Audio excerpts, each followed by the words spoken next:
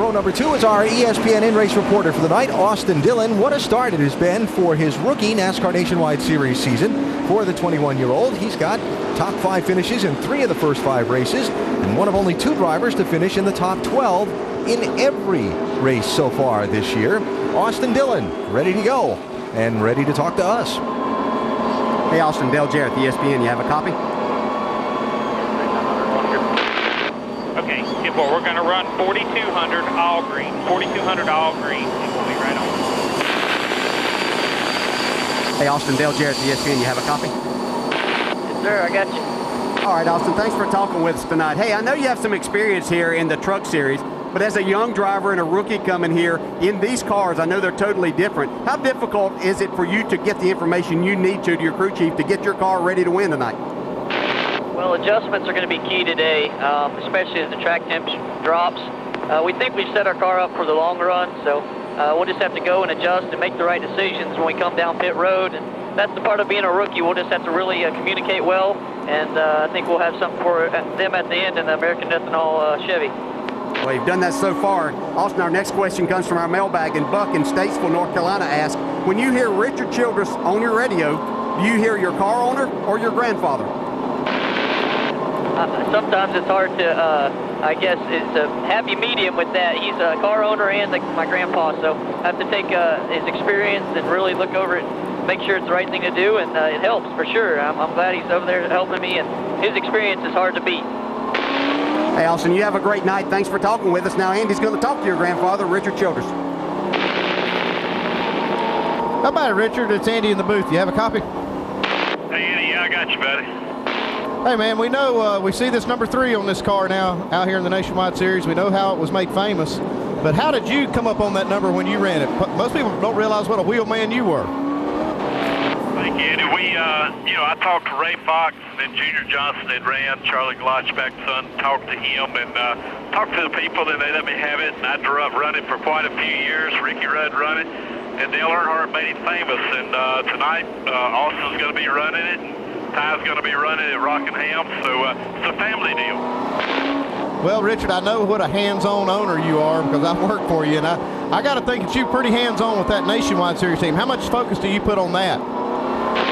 Well, we all at RCR knows our bread and butter is the Cup, and never get Austin and Ty up there. We know we got to be good, we got to be competitive, and we got to run the Cup cars good. But I do watch these kids, him and his brother Ty. I'll be in Rockingham Sunday. Yeah, I know you're going to be watching every lap tonight. Good luck, and thanks for talking to us, Richard. Thanks, Andy. Richard Childress certainly has been a force in this NASCAR Nationwide Series as a team owner, a part of 5 championships. Kevin Harvick winning 2 as a driver, Clint Boyer as well, and Childress winning the owner's points, the team championship on 2 other occasions as well. Yeah, got a good start at it this year, too. Yes, he does. And the rear tire changer for Austin Dillon is going to carry our over-the-wall camera tonight. Jeremy West of Gardena, California, home to a once famous racetrack, Ascot Park. But he was probably too young to go there. He's ready to go. I've been there. Yeah? Oh, yeah. Have a great night. All right? Thank you. We Thank you. appreciate it. And the rest of our high-definition onboard cameras tonight. And we've got a lot of, we talked about potential winners. Got a lot of them. Elliott Sadler, the Chevy camera. Austin Dillon, the American Ethanol camera. Dale Earnhardt Jr. with the degree on board. Ricky Stenhouse Jr. with Ford EcoBoost. Danica Patrick and the GoDaddy.com camera. Brian Scott, the Nationwide Insurance camera. Casey Kane with a Goodyear camera. And Ryan Truex, the Nationwide Insurance camera. A lot of potential in that group tonight. Absolutely. So, 1.5-mile track, 300 miles is 200 laps. That pit window, first stops will come earlier, if we go green, earlier than 50. When we get to late in the race, that 55 number might be a little low. Yeah, they might try to push that a little bit. That first stop comes early because they've had qualifying on the fuel tank and got all these pace laps. Couple of weeks since these guys have driven, they run by themselves in practice. Little anxiousness here for some of these guys. Yeah, a few more butterflies than what they had when they had that 5-race stretch, but they'll settle in here quickly. Race number 6 at Texas underway.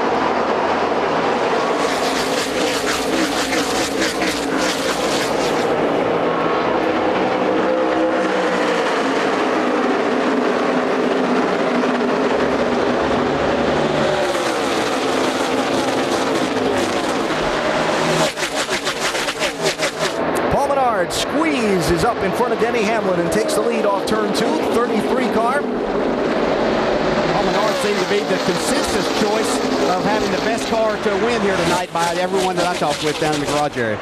These young cars have been so strong all year. And Paul, this is just his kind of racetrack. I brought him here for his first nationwide start, and I'm also in the car 33. Second place. Sorry, Andy. Stenhouse in the 6 by the 18 of Hamlin. Ricky Stenhouse wanted to make it 4 in a row for Roush Fenway, and he's their only hope here tonight.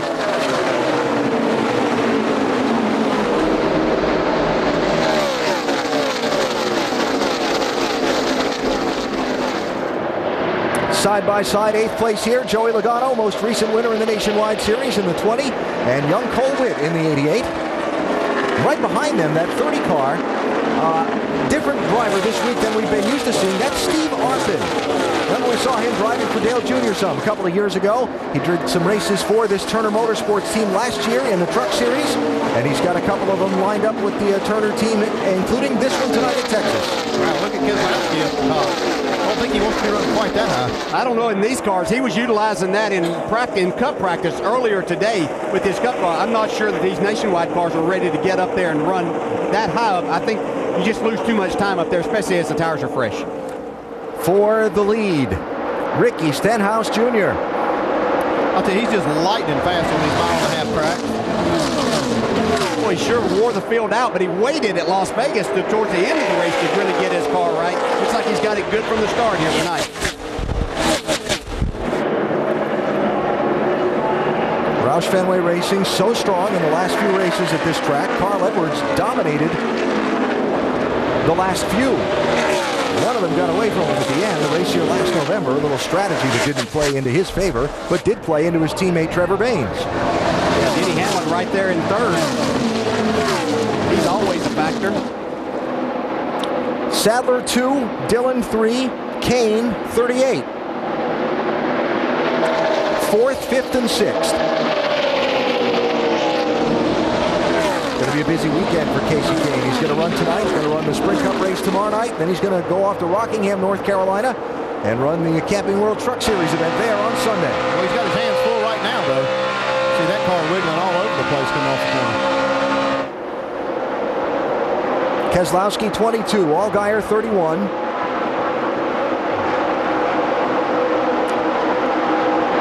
And here comes Austin Dillon trying to get a spot on his teammate Elliott Sadler. That's 4th place. Well, we were showing them just half a lap ago. I was noticing how good that green car was turning. It really got off the corner really well. Looks like he's set up for a good night right now.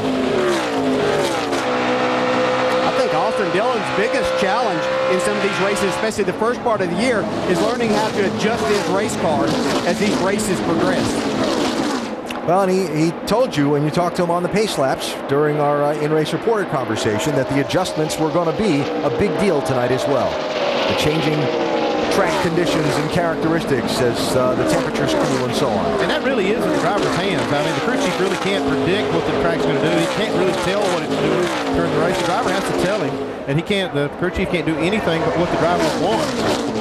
There's some things I'm seeing from Elliott Sadler's 2 car there that we've seen them have some problems with. I see a lot of sparks, a lot more still coming out from under that 2 car. They've had some issues at the bigger tracks, Las Vegas and California, to where they were bottoming out some. Well, I think the issue is that they do a pretty good job of getting that car down and keeping it down on the racetrack, and that does, if they miss it just a little bit, it can hurt you. I mean, you get down, hard parts of the car start hitting the track, and you lose a lot of grip. But they've done well in recovery. When they have a problem like that, they've recovered well. Justin Allgaier picking up a spot. 31 car moves up to 12th position. One of those guys talked about earlier that needs to have a good finish tonight. Needs to get it rolling. Yeah, they've performed well, but they don't have a lot to show from that, and they would like to start getting the results that equal what they're able to do. And by the way, his team owner's from Texas. This is a big deal to his team owner. Big performance so far for Ricky Stenhouse Jr. The defending series champ has run up and taken the lead early in the going tonight at Texas.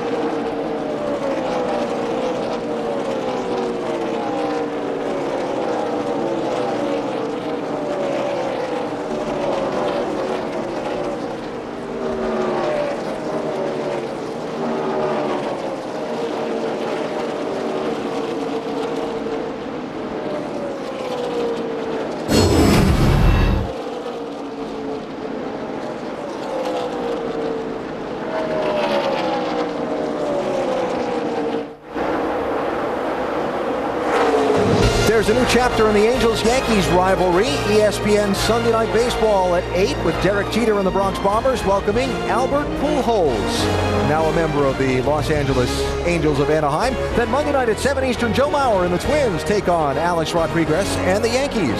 SportsCenter will be seen in New York. Both games available on ESPN, ESPN3, and live on the Watch ESPN app. Ricky Stenhouse Jr. is out in front early in the going in the O'Reilly 300 at Texas Motor Speedway. But what's different from when we went to the break? The gap between first and second. It's up to 1.7 seconds. There it is. And it's happened when Stenhouse, the leader, did something different on the racetrack than he was doing in the opening laps and than these guys are doing now. Yeah, you can see the Paul Menard and Denny Hamlin stand right on the bottom. Now Stenhouse was lapping a car there, but he's been up at least a groove and a half, Andy, and he's really picked up the speed. Yeah, I saw that, especially in 3 and 4. He's running quite a bit higher, carrying that momentum, and I've seen maybe one more car, the 3-car of Austin Dillon, try that. I don't know that Austin has picked up quite as much time. So while Stenhouse Jr. expands his lead, and we see Menard now moving up in that 33 car, all may not be completely good in the pit of the leader. Jamie, what's up? Well, Alan, for the last 5 minutes, somebody's radio has been left open, and what that means is the team cannot communicate with their driver, and he can't communicate at all with them. This is what we were hearing on the radio. No, you're not going to believe it, but I think our radios are breaking up again. Yes, working on it. Can you hear me? And that right there is what we've heard for the last 5 minutes. But somebody was able to get through to Ricky just now and told him to switch the radio channel, and we heard him for the first time. So that's good news for your leader. Yeah, that can't be fun to have that kind of noise bouncing around inside your ears at 180 miles an hour. 10-4, can you hear me now? 10-4, really quiet. I got you, though. All right, 3130, a 47 out back. Last times look good. I understand you're loose on entry. That's one of the most aggravating things is those radio problems. It's even, the driver is obvious. It's distracting to him, but you're trying to find where the problem is in the pits. It can be really frustrating and sometimes impossible to find. I don't know if he took that on his own and didn't know exactly other than looking in his mirror and seeing that distance, those cars going further back from him. He's doing a nice job, but that is aggravating as a driver. And you just try to put it out of your mind the best that you can and do your job, and he's doing his job really well right now. Going to drop back through the top 10 to just outside of it and find the 12 car of Sam Hornish Jr. There he is, racing with Cole Witt there for a spot. Witt sliding back a little bit. A couple laps ago, watch that red and white 12 car.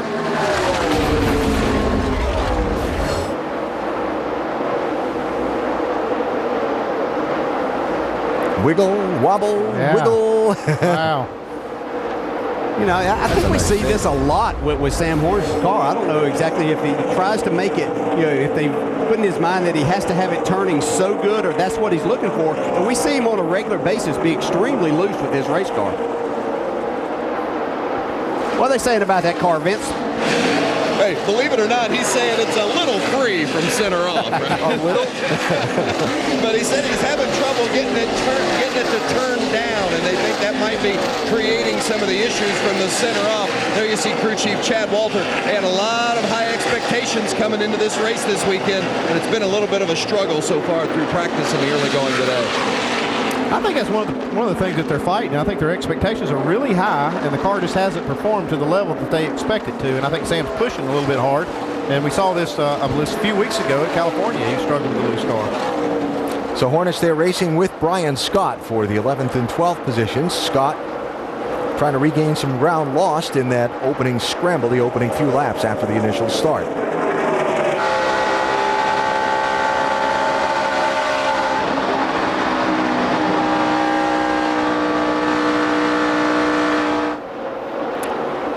Ricky Stenhouse Jr. has opened up a 1.8 second lead on second place Paul Menard. Caution free, but Cowboy Stadium on the horizon. Oh, it just looks that big. That's a sunset. Oh, okay. Hey, check out Race Buddy enhanced coverage for select Nationwide Series races with more cameras than ever. Log on to NASCARNationwideSeries.com/RaceBuddy right now. It's the O'Reilly 300 at Texas Motor Speedway on a beautiful Friday evening in Fort Worth,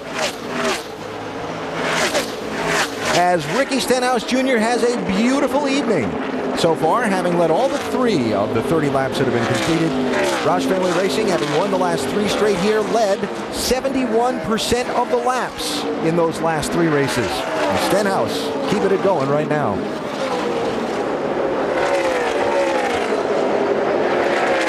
As conditions continue to change, track conditions, the sun setting, even though we had an overcast earlier and so on, some drivers are finding it a little easier to adapt to than others, and some drivers are still trying to figure out what it is that their car needs at this racetrack to get the most out of it. One of those would be Danica Patrick in the 7, who started in the 17th position and runs in the 17th position.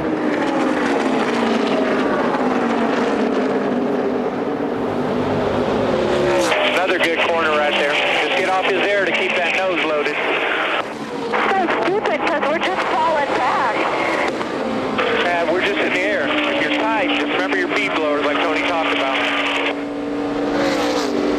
Yeah, that's just things that you have to learn as a driver. You get frustrated at times when you're trying to make passes around here, and just getting a little bit of air to the front of your car will make it drive like a totally different car. And that's just what they're trying to tell her, to be patient and make sure you use all the air that's available to you.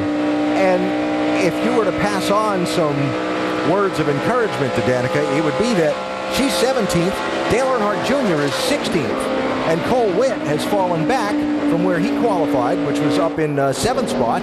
He's fallen back to 13th spot. So the company cars, he's right in there with them.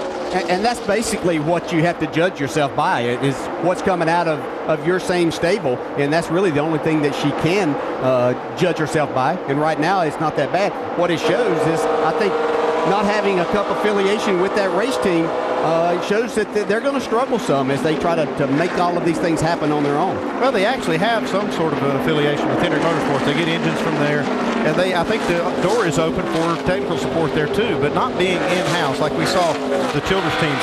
We see Austin Dillon right there. They brought that in-house into Childress' shop from Harvick. Harvick did a great job with that team, but we can see the improvement when they brought it in-house, and I think that just shows you when you integrate these nationwide teams with the Cup teams, it does make a difference. I think that's one of the things that the junior motorsports team is struggling with. Yeah, when I look at the top 10 right now, 8 of them are out of Cup affiliated shops. The only 2 that aren't, Casey Kane, who is a Cup driver, and Justin Allgaier there, who comes from Steve Turner's, and they do a tremendous job. They do get some information there, but they do a tremendous job. Kane giving up 4th spot there to Austin Dillon, who slides by him in the 3. After the 2 raced pretty hard for that for a few laps. So they've been racing hard the whole race. They've been together just about from the start. Austin pulled away just a little bit there for a few laps, and then Casey was able to catch him back, and now they're having a good little battle going.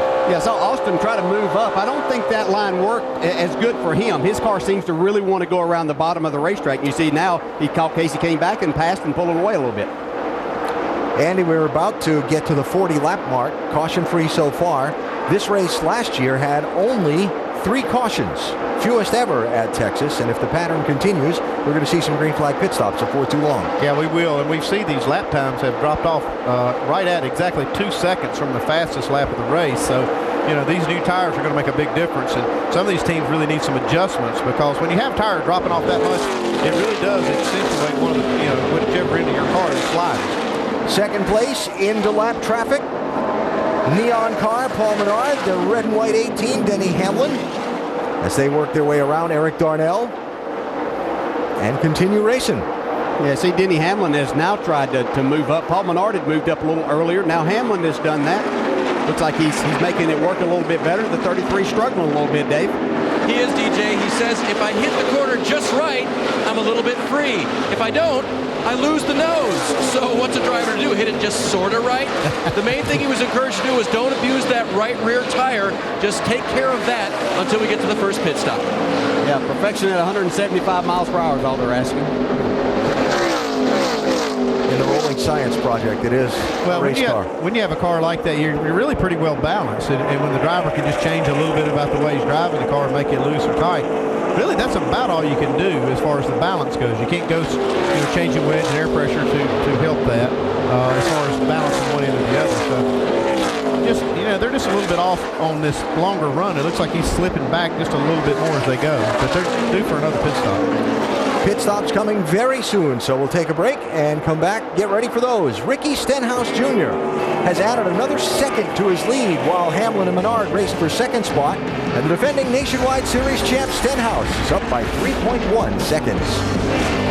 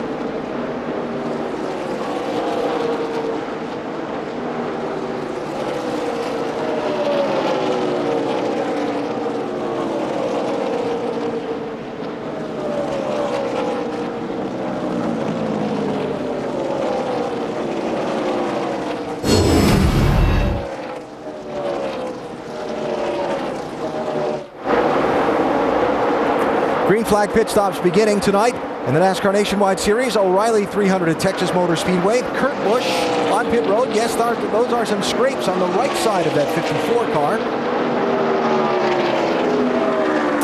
And as Kurt heads back onto the track, let's show you what happened a lap before he pitted.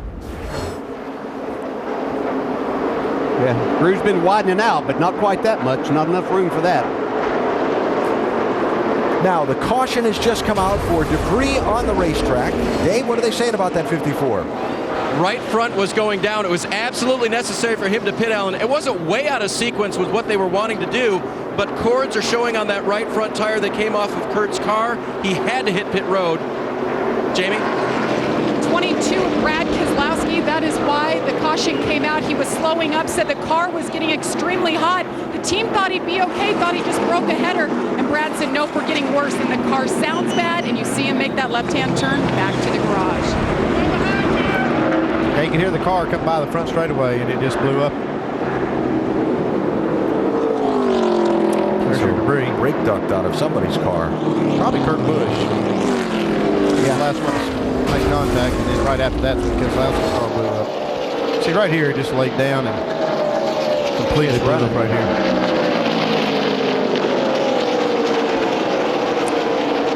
That's not how an engine's supposed to sound. No, and he'd reported a little earlier that they may have an issue, but they were hoping that it was something less severe than what it turned out to be. Well, the reason the crews thought that is because he was still making time. He was passing cars and running good lap times, but Brad knew he had a problem. So from 6th position, Brad Kozlowski goes to the garage area and out of the race. Joining Scott Riggs, Chase Miller, Josh Wise, Scott Speed, Kevin LePage, and Jeff Green, who all pulled in after running just less than a dozen laps for any of them. For those who had not pitted under green yet, they get to make the stop under caution. A couple of guys are going to get burned by that. We'll recap it in a minute. Mike? Casey Kane and Mike Shiplett having a very long conversation as to what to do to the race car. Kane saying it's pretty neutral. They'd been contemplating making a wedge adjustment. Kane saying he didn't want to do that, thought it would get him a little bit too tight. They don't. They just go with 4 tires and no chassis adjustments. Vince? Justin Allgaier, bottom left of your screen, 2 free in, 2 tight in the middle. They're going down on the track bar 2 rounds, taking some wedge out in 4 tires. Jamie? Ricky Stenhouse Jr. had a 3-second lead, so the car was loose, then perfect. Track bar down, 4 sticker tires and fuel. Dave? 3rd place, Paul Menard, 4 scuffed tires, 1 lap scuffs. He's off of pit road first. Sunoco fuel in that car. Also a track bar adjustment for the car that he said was more tight than loose. And check out the number 6. -5. Have to follow up on that and see what happened to Ricky Stenhouse Jr. And it's going to shuffle him from the lead back to 6th position. Junior's team picked him up in 3 spots. So, first round of pit stops for the leaders all wrapped up. Rear tire changer for Austin Dillon. Jeremy West carrying us into action.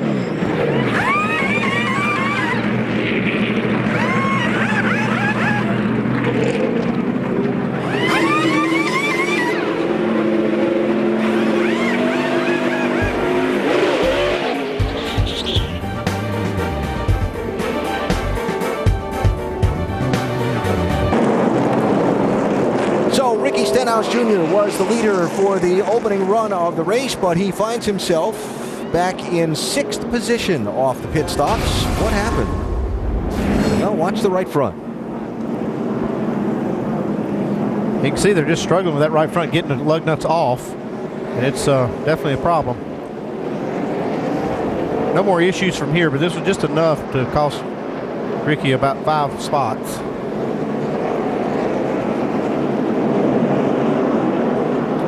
Yeah, 16.6. That's going to get you beat pretty well on pit road. Most people making those 13, sometimes 12-second stops.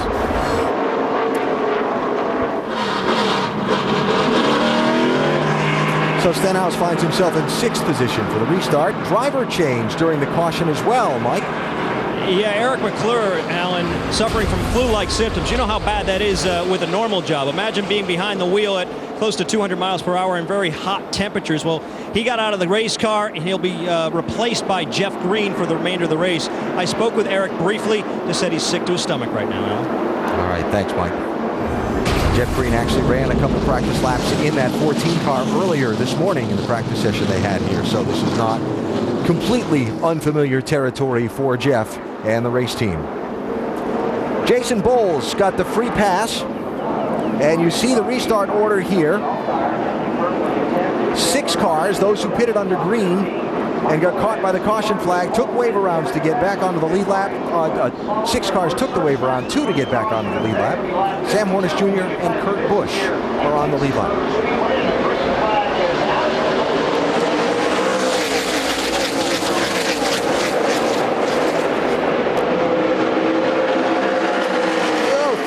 Into the corner. You can see Dale Earnhardt Jr. there in that 5 car wanting to make a move and try to make something happen on this restart, but really got himself out of position. Steve Hartman wasn't afraid to go out there in that 30 car.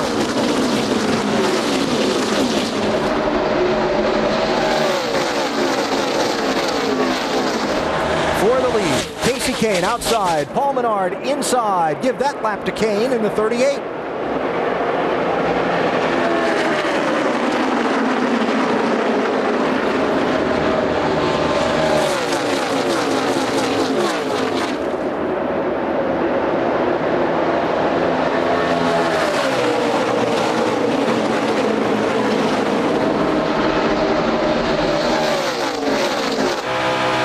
for these first 5 or 6 laps that these drivers run, that inside lane is going to be the quicker way around on the fresh tires, even though Casey Kane's able to hang there pretty decent.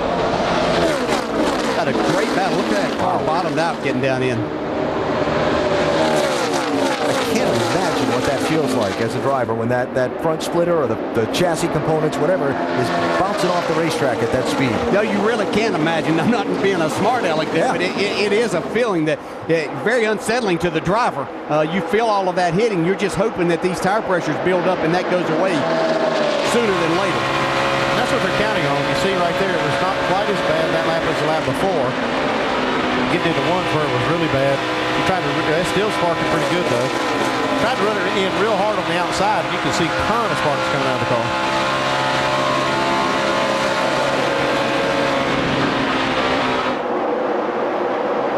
We talked about Dale Jr. in that 5, trying to make some ground after the restart, working on Joey Logano in the 20. Well, they had a good pit stop, so it's nice to see that their car, looks like they made some adjustment to that too to help his progress towards the front.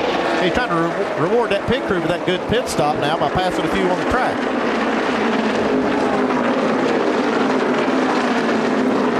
And really, what we've seen in the last few years in NASCAR racing, the trend become, Tony Stewart kind of emphasized it for us in that race at the beginning of the chase, Chicagoland last year, but restarts. Being daring, making spots up quickly on a restart because things are going to settle in and people's tire pressures are going to come up and the air is going to begin to become a factor, and being opportunistic on the restarts is critical. Well, you can get 2 or 3 spots in those first few laps if your car is good and you can be aggressive on those starts. But right now you can see Junior, it's going to take him a few laps just to make this next spot up. And then he's got to do the same thing again. So it's very difficult once this thing gets strung out a little bit to make up that track position. Michael Annett, 43. Steve Harpin, 30. David Reagan, 27. 11th, 12th, and 13th.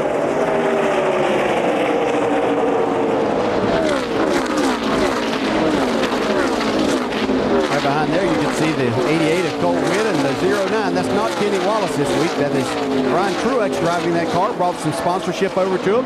Kenny Wallace will be back in the 09 car at Talladega. And Danica Patrick just next in line, lead lap, right behind her teammate, Cole Witt. Vince, little adjustment going on with Ryan Truex and this team working together for the first time. They are indeed, and Ryan's got a little bit of another advantage. Remember, his brother, Martin Truex Jr., will be on pole for the Cup race tomorrow night, and they bounced some conversation off one another about how these tires might wear tonight. Yeah, I was talking to my brother earlier today in the motorhome. He was saying if he had a little bit of push at all, he was 2/10 slower. If he was a little free like we've been, or the second practice, he was really fast. You just had to, hustle it. So I'm thinking we're going to have to be on the free side to go fast and not kill the right front tire. Having that communication with crew chief Scott Zipadelli, no matter who's in this car, this team always puts forth the big effort, even though they've got this small budget. That car's a whole lot easier to manage when you have a little push in it. It's a little bit tight. But like you said, you heard right there, 2 or 3 tenths slower when you have any push at all. And that's what makes this so tricky. You have to have the car free, and we've taken a lot of these in-car shots. We saw Ricky Stenhouse early in the race leading and basically turn it right as much as he's turning left. Denny Hamlin in the 18 for Joe Gibbs Racing, trying to get second spot away from Casey Kane.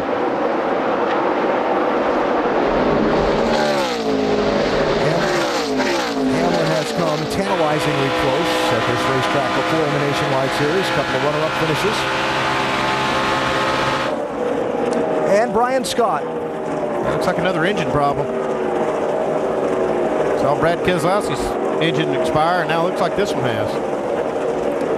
11 car was running in 8th position at the time he that's not came off right the there. pace. Yeah, this has always been a tough racetrack on the engines because you are in the gas so much and turning those RPMs for a long period of time.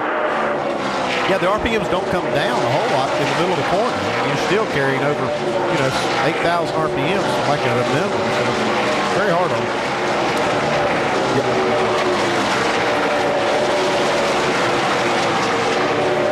Young man who desperately needed to have a good run tonight. He's just had lousy luck so far this season. But it's not going to be tonight for Brian Scott, who is headed behind the wall, being pushed there by his crew. Paul Menard out in front, started on pole, lost the lead early to Ricky Stenhouse Jr. Now Menard is out ahead of Casey Kane and Denny Hamlin.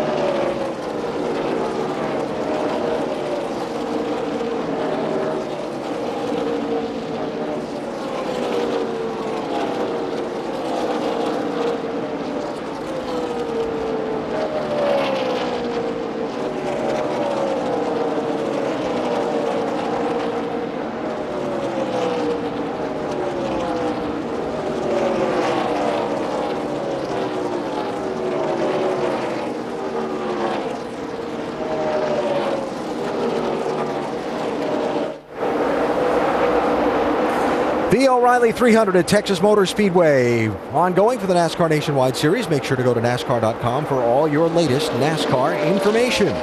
Paul Menard out in front. There's the gap. First to second. Denny Hamlin running second. New third place runner Elliott Sadler has just gotten around Casey Kane. Yeah, it looks like the adjustment they made on this two car has been beneficial for Elliott Sadler after this restart.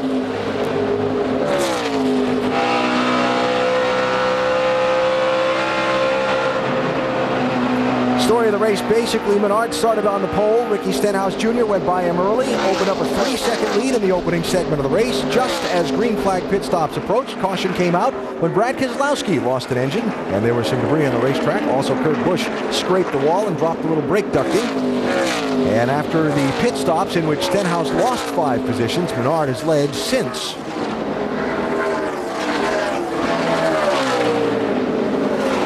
Roush Fenway Racing trying to win a 4th consecutive Nationwide Series event at this racetrack. Their hopes rest on Stenhouse solely tonight because the guy who's standing on pit lane with Jamie isn't behind the wheel of a car on the track. That's right. He was the winner of this race back in November, and for the first time this year, he's sidelined.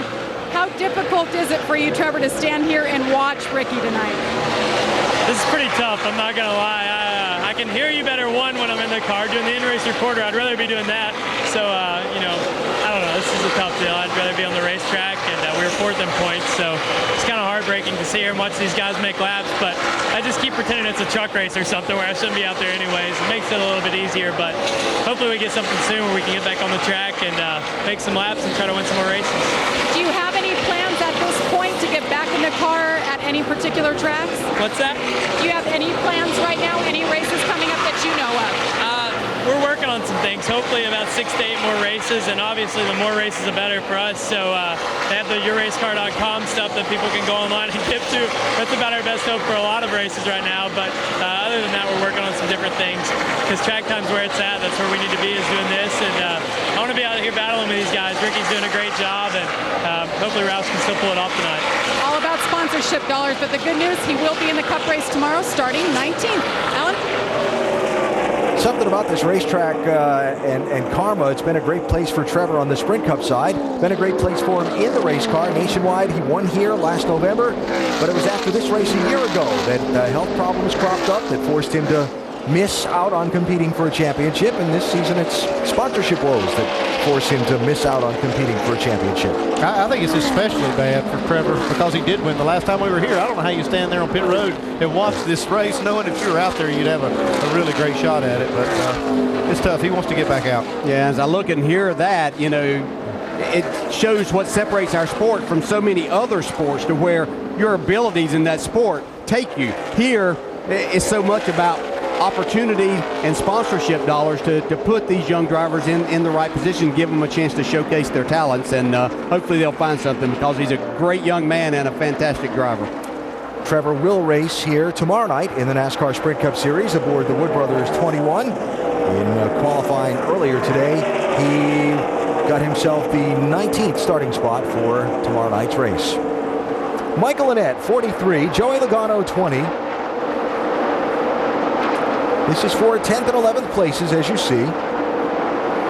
Yeah, I talked in qualifying a little bit about how impressed we all are, I think, with this race team of Richard Petty Motorsports, and the job that Michael Annett's doing also.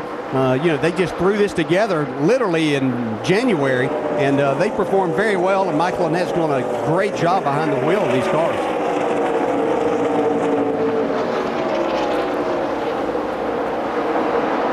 Fourth place here, Casey Kane, Austin Dillon. Kind of like what I see with Austin Dillon in these. He's not abusing these tires. We've seen them fall off. Andy, you were talking about falling off 2 seconds in that run earlier. He looks like at the start of these runs, he's taking care of these. He looks more like the experienced driver, and he's taking care of them, and then his car doesn't fall off quite as bad. Yeah, he is doing a good job there. You see, Casey Kane is struggling with the handling of his car. He's had to move up, try to find something to make speed, and it takes its toll on his tires after he runs a while, and, you know, he's just doing what he can do with his car. But this track has become more like Atlanta. It's losing more and more grip, and these tires do go away. When we talked with Austin Dillon earlier, we asked him about his granddad and team owner, Richard Childress, and which voice he hears more come on the radio, whether it's team owner or granddad. He was on the radio a little bit ago. The rear grip a little better. Right now it's really good. I'm just in here and I'm loose. Austin, you may be faster at the top of 3 and 4. You're killing them in 1 and 2 down here on the bottom. And that's the kind of feedback that Richard is he's on top of these haulers. He's watching this thing. And that's what he's telling his young driver there. He can see, he's got so much experience, he can tell him things that'll help him. One thing I've been noticing is all 3 of those Richard Childress cars are in the top 5, and a lot of the last 10 laps, they've been the top 3 fastest cars on the racetrack. Austin Dillon running in 5th, Elliott Sadler in 3rd, Paul Menard leading. We saw Brian Scott go to the garage just a bit ago, Mike. And a frustrating 2012 for Brian Scott continues, Alan. What happened? Unfortunately, we blew a motor. You're right, it has been a frustrating 2012. Not the way we wanted to get started. Not sure what happened, but everybody at Joe Gibbs Racing, they build great stuff, and their motor program's excellent. So I'm sure it was probably a part or something like that. And we'll just have to take it back, figure it out, and move on. That's all we can really do. Brian Scott obviously a little bit disappointed. As he got out of the car, he tossed his helmet and basically shoved the steering wheel. He wasn't happy, and you can understand the frustration. He had a pretty good run going, Alan. That 3rd race, he's failed to finish in the last 4, Mike, and that's not good for someone who hoped to contend for the championship this year. Tell you what, Casey Kane and Elliott Sadler are having a pretty good tussle. Well, one thing, Casey, like I said, he was moving around this track trying to find somewhere for that car to go, and he's found it. Yeah, the one thing about Casey is he started on the outside of the front row on this restart, and he's run every lap up around the top of the racetrack, and that really can help save your tires. You're not turning the wheel as much, not abusing it as much, and so now it looks like that this is paying off for him up there around the top. He lost a lot of time when these fresher tires and these cars were running around the bottom. He lost a spot or two. So Kane up to third place after sliding back a little bit. There is your race leader, Paul Menard, up 2.4 seconds on Denny Hamlin. We are past the 1/3 mark of tonight's 300-miler here at Texas Motor Speedway.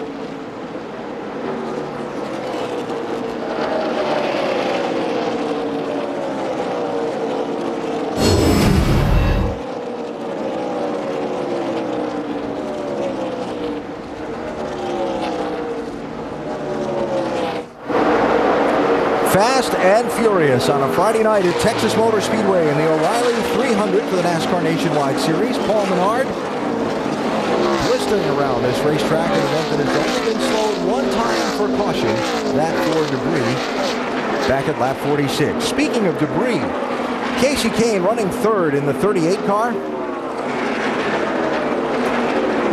There's Casey, blue and white car, running down the backstretch a couple of laps ago. And watch by the left front corner of the 38. It's like a piece of a brake duct motor, fan motor. It's plastic, but it hit it pretty hard. And trouble off of turn 4. Brad Keselowski had just come back out of the garage during... Take a set of tires here. Didn't hit anything. During the commercial break. And has just spun off turn number 4. Second yellow of the night. Jeremy Clements just turned down into the garage area in front of Keselowski as he came back onto pit road.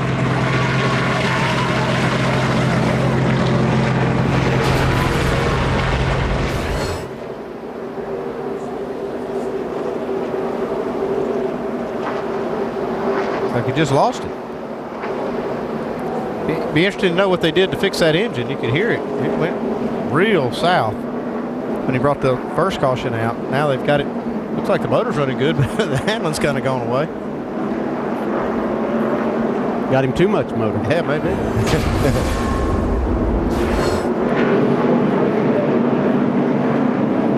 Sounded like it was something in the valve train. They may have been able to replace a rocker arm. Something simple. We will get a follow-up report on that, but we've got our pit reporters concentrating on covering these pit stops that are upcoming for the moment for the leaders. We're just about due for another pit stop. All right, here they come. Be lap 91, Michael. Well, last time down pit road, you heard that Mike Shiplett and Casey Kane contemplated a wedge adjustment. They elected not to do it. They're going to do it this time. They're going to go down a half a round. They're going to try to tighten him up just a little bit. Also a 4-tire change on the 38, Jamie. Denny Hamlin wants a big swing, says he's as loose as when they started. He made the call and said he wants wedge and a spring rubber in the left rear, 4 tires, and they'll fill it up with Sunoco. Sunoco for both of the cars on the right. 4th place, Elliott Sadler. They say they fixed 70% of the landing problem. Still a little tight. Further adjustment. As for Paul Menard, wedge adjustment, just 1 round down in the left rear. He says the car is just a little free. Need you to tighten me up a little bit, and that's a little bit of a win off of pit road, I believe. Yes, sir. Everybody pretty well holds serve, though Elliott Sadler's team with a nice pickup there.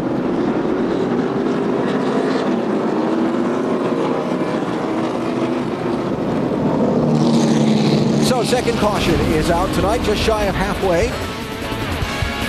Paul Menard beats him off easily. It's a little close there at the end of pit road for the other guy.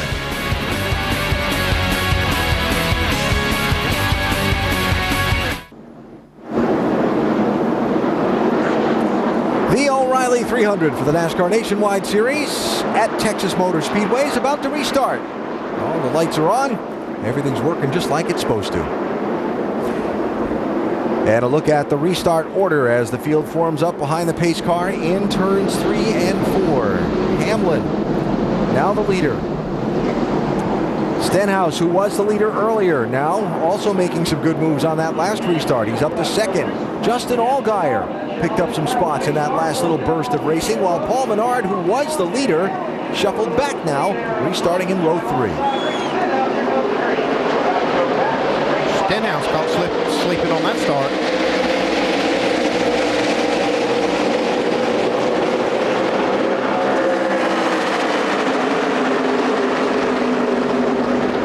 Certainly goes back to last year when we saw Stenhouse having some problems on these restarts. I don't know if he just spun the tires there, didn't have them cleaned off good enough, but it's really going to cost him. Elliott Sadler looking for the lead on the outside in the deuce.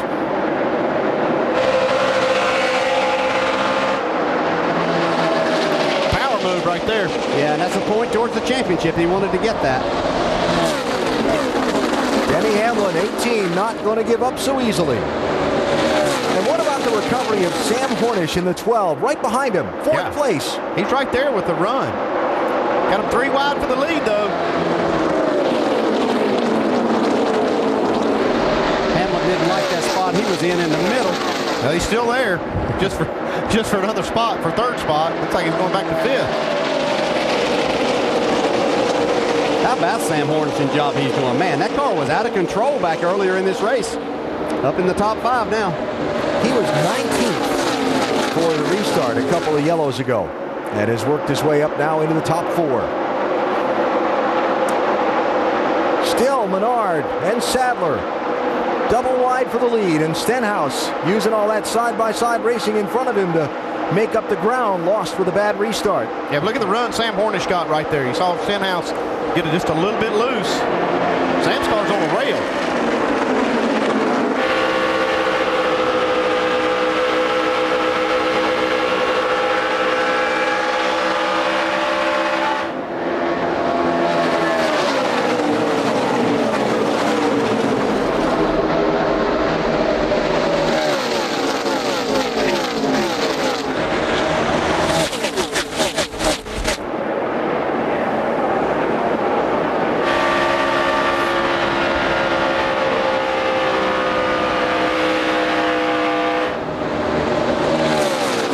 just wants a lane that he can go in where there's nobody at. He knows up there, tried to go 3 wide a while ago on the outside. That wasn't the way to go, so now he's just looking for somewhere else to go. I didn't hear him crack the throttle in 1 and 2. So last restart, it was Denny Hamlin who jumped Menard and shuffled him back in traffic. This time Menard's the one who winds up in the lead, and Hamlin is back in 5th place. Does that tell us for later in the race that you don't want to be restarting this on the I guess you want to be 5th, right? Sounds like Justin Allgaier sliding his car through the corner. 31. Talking about Sam Hornish Jr. and a nice recovery of that 12 car up to 4th place, Vince. One of the things, Alan, they've been battling throughout the course of the night is the car has just been too free on entry. But crew chief Chad Walter's been working on it, and they've gotten it to where Sam is really comfortable. And I've heard a confidence in his voice that I haven't heard very often as he talked with Chad on the radio. They really like their race car right now, and you're seeing the result of it. Great drive back up through.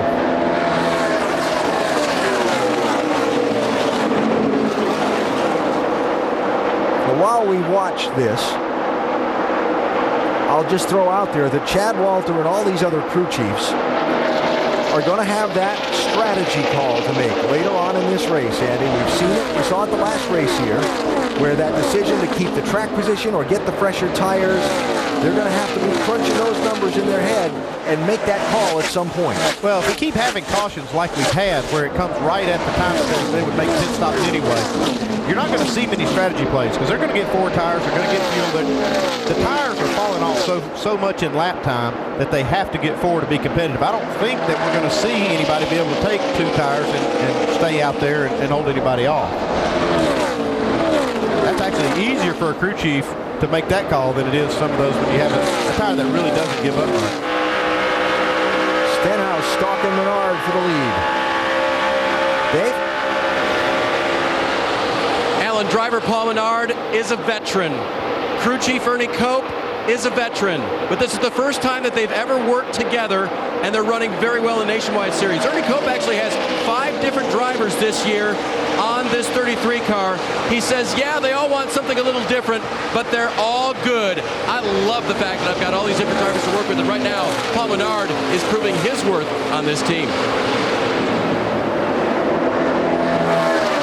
I can see the fun side of it. Also, I can see the difficulty of different drivers, just like different feel in a race car, even subtly. Well, you know, the consistency you lose when you switch drivers, but what you gain from that is that you get each driver has their own style, what they like. They may even bring something to the table that you may discover something with one, say Paul Menard tonight, that makes their program, moves their program forward, that they maybe wouldn't find with somebody else. And you know, so what you lose in consistency, you gain with this different perspective of these great drivers. All of them are great drivers. Really great driving by Menard to hold off Stenhouse there, because it looked like for a few laps Stenhouse just had a faster car, and Menard found a way to hang on to the top spot and make Stenhouse fall in line. A lot of racing still to go. 86 laps left tonight in Texas.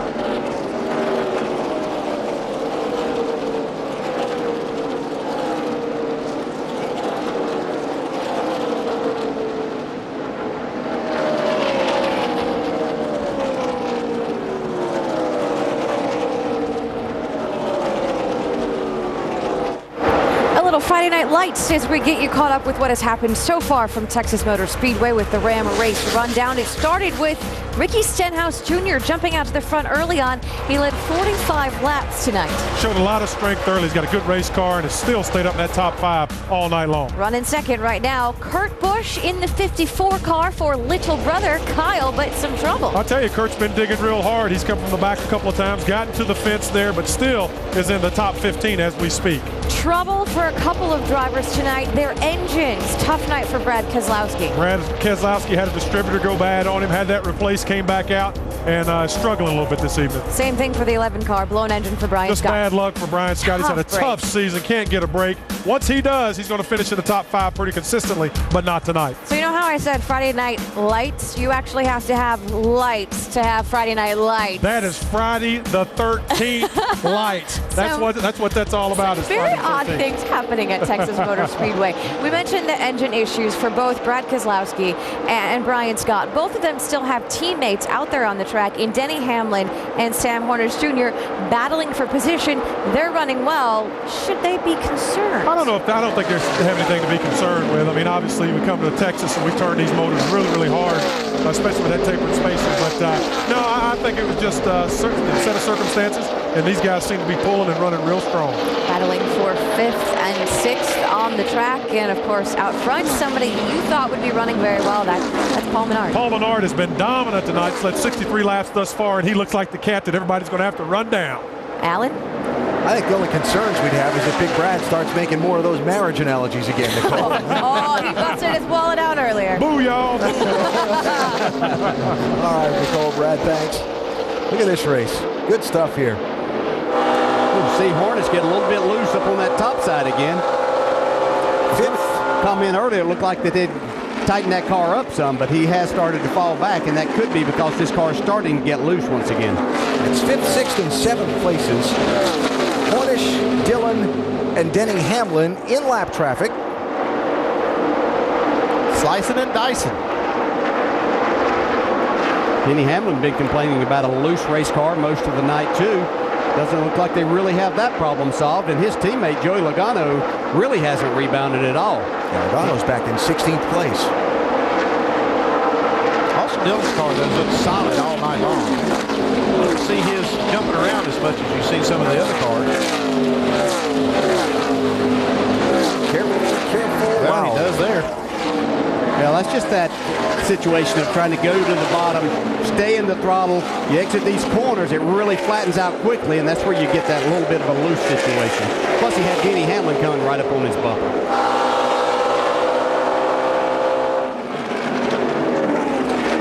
Fun to see. If you weren't with us on NASCAR Countdown earlier, Denny Hamlin caddying the par 3 event at the Masters with his good friend Bubba Watson a week ago Wednesday, and then of course Watson went on to win the Masters in that thrilling finish on Easter Sunday. Yeah, what a great round of golf that was, and congratulations to Bubba Watson. That was tremendous. You know, he's got a whole new group of fans now after that performance, and I'm sure it had to be a thrill for Denny to be down there. It's a wonderful place, and to caddy for Bubba in the par 3 tournament.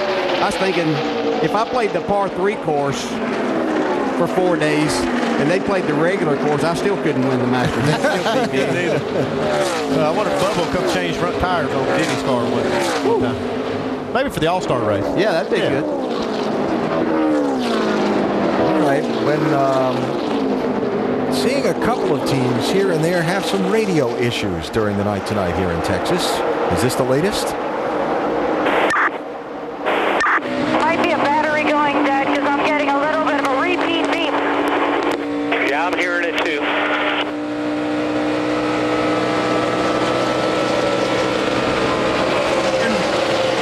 Alan, I just spoke with the team. They're not all that concerned about the car battery. To be specific, they're worried about the battery in the radio system. That's the beeping you're hearing. So it is not otherwise a very serious problem, but something that certainly can be pretty annoying and certainly could affect how competitive they'll be down the stretch. Yeah, that beeping sound you hear, that's the radio.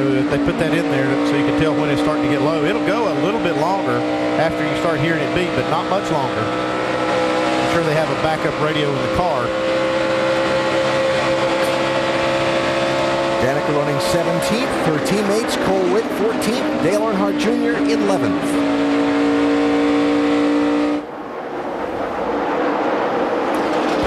Barnard hanging on to a lead of about 0.8 of a second over Ricky Stenhouse Jr.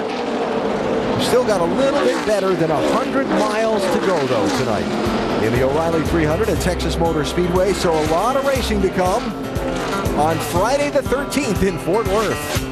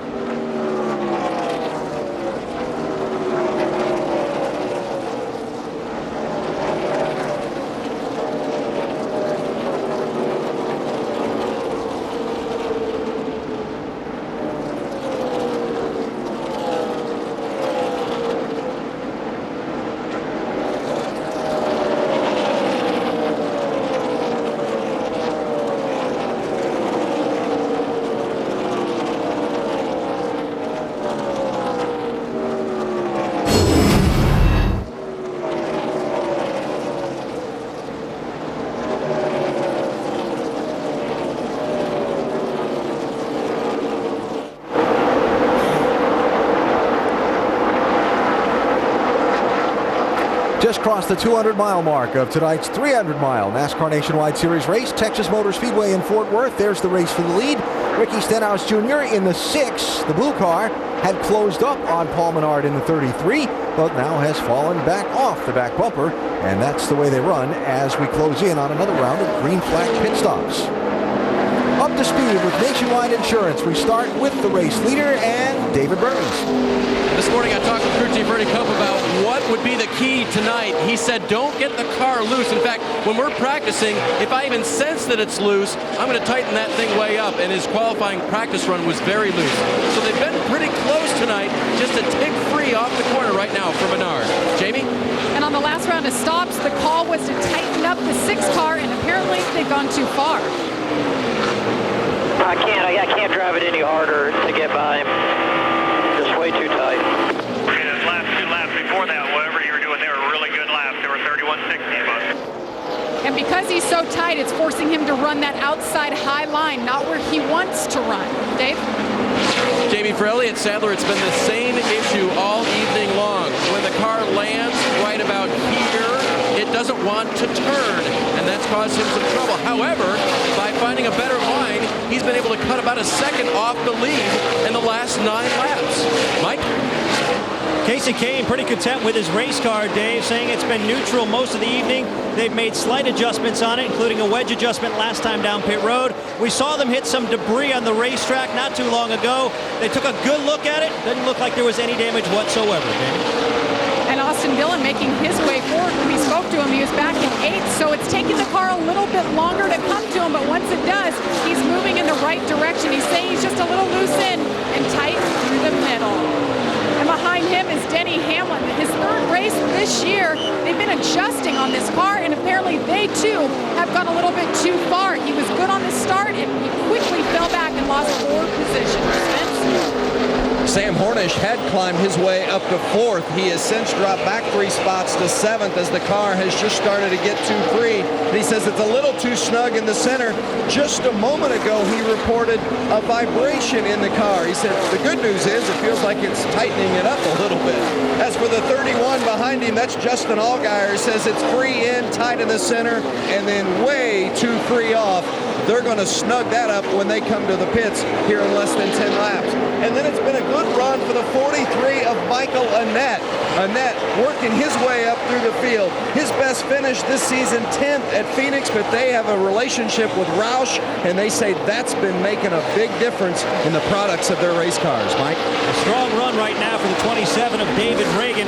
Said early on in the day that it was tight in traffic, but otherwise not too bad. The car has settled in. They've made some small adjustments, but otherwise Reagan pretty happy with the race car right now. Just behind him, Dale Earnhardt Jr. Interesting to listen to his radio throughout the course of the day. It seems as though he's taking a leadership role behind the wheel. Every time crew chief Tony Eury calls for a change, it seems like Junior has an alternate change, and that's the direction they've been going in all night with what Junior wants, Alan. Mike, thanks. Leaders all last pitted at lap 91. There was a quick caution after that, so we'll see them all on pit road again very, very soon. On the lead lap beyond Earnhardt Jr., as we see Elliott Sadler move up on Ricky Stenhouse Jr. for 2nd.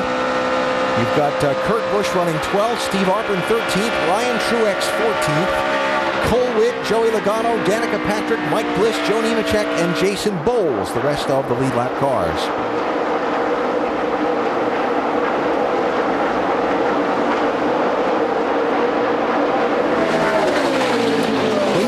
Take Daytona out of the equation a little bit because it's so much of a wild card with the restricted engine racing that goes on in the drafting and so on.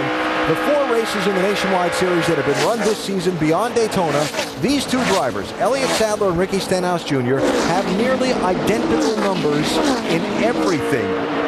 Yes, Sadler's got 2 wins, Stenhouse has got 1, but number of points, number of laps led, top 5s, top 10s, you name it, they've got just about identical numbers. What that says to me is, even though it's early in the season to talk this way, this could be a whale of a championship between these 2 guys.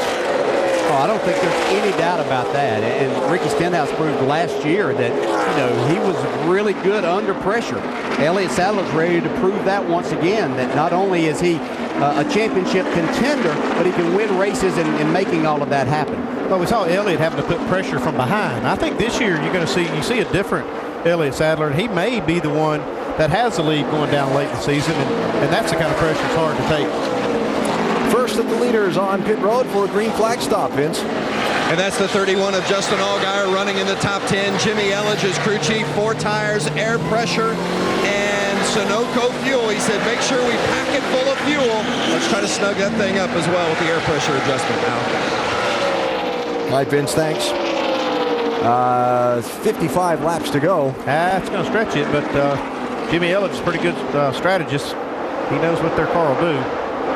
Last time Justin Allgaier won a race? It was on fuel mileage. Thank you. Chicagoland last summer.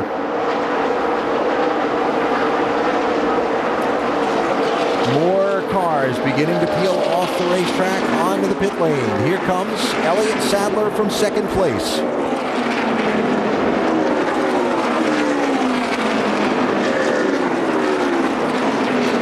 .5-mile-an-hour pit lane speed. Sadler working his way to the attention of Luke Lambert and the Richard Childress Racing crew, Dave.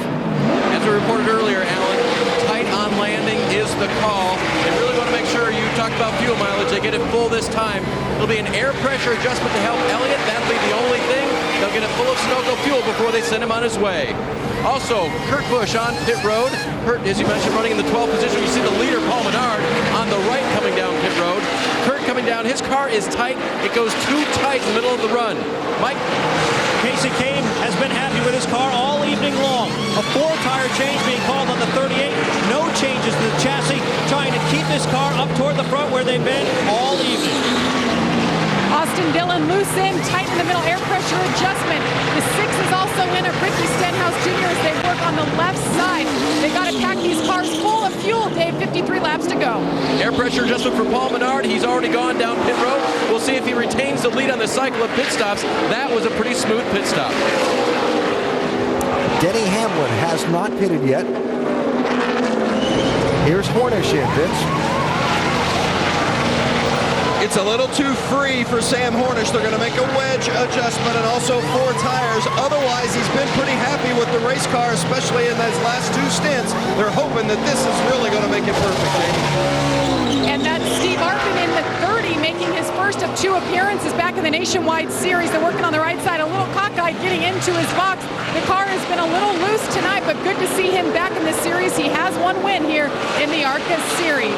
Now the 18 of Denny Hamlin as they continue working on that 30. You see Denny Hamlin go by. Been working on this car, went a little too far last time. He's been begging for that tear off on the windshield. They just did it. Working on the right side, track bar adjustment as well. Vince? The 88 of Cole Witt, it's been an up and down night. He had a good, strong qualifying run, but since then they've been fading. He says the car in the high line is not as good as he'd like. They're going to make a wedge and track bar adjustment. Mike? No adjustments to the 7 car. Just 4 tires and Sunoco race fuel. A quick stop. She's a win. Almost everybody of the front runners have made their pit stops in this cycle. Still got David Reagan, Joe Nemechek, and Jason Bowles out on the racetrack. There's Reagan. And when those 3 cars, actually when Reagan pits because Nemechek and Bowles have just come in, the lead is going to go back around to Paul Menard. Here comes Reagan now.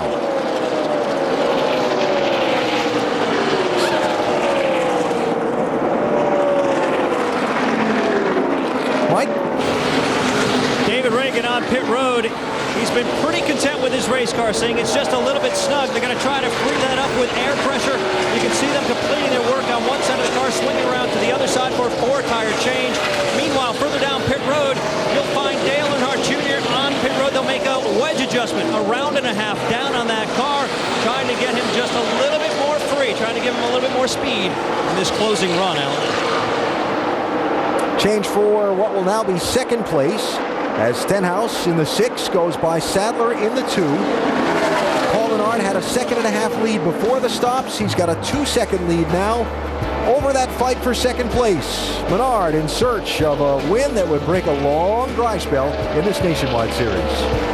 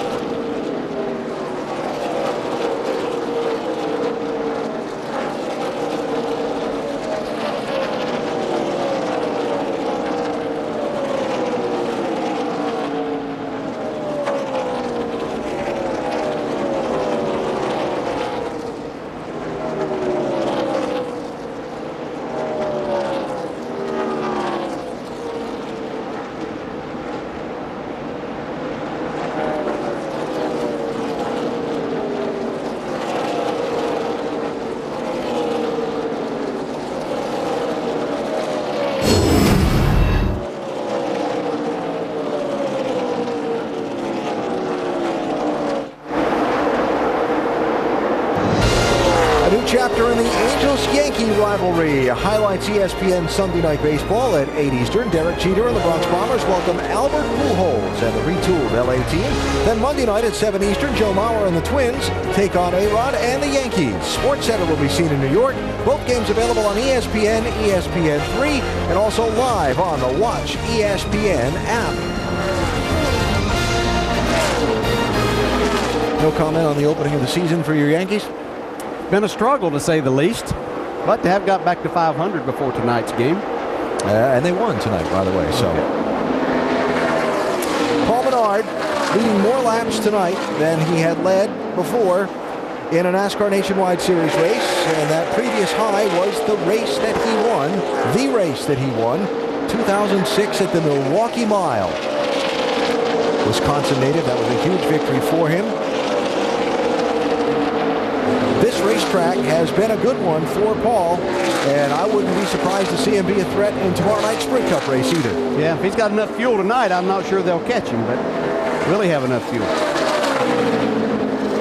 Had an opportunity for a caution a minute ago. Taylor Malsum in the 19 car. You'll see the right rear corner of his car has been a little rearranged. That actually looks a little prettier than it did a minute ago because he's been on pit road getting repairs made after this. He gets it way out of shape right there in turn 2.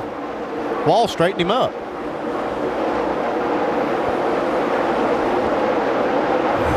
And as we come back to live action, you will notice as the cars go into that section of turn 3, that bank of interior lights have darkened again, but we stay under the green flag.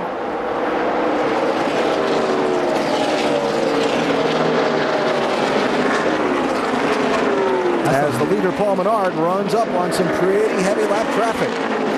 Some of that lap traffic, the lead lap car is racing for spots. And that's the hardest thing, I think, when you talk about those lights going out. When you're around cars like that, that's what it makes it more difficult to see as a driver, is those things happening around, because there might be another car right in front of one that you see that you really can't see that you normally could because of a reflection that you're not getting now. Caution is out for those lights. Caution is out for the lights.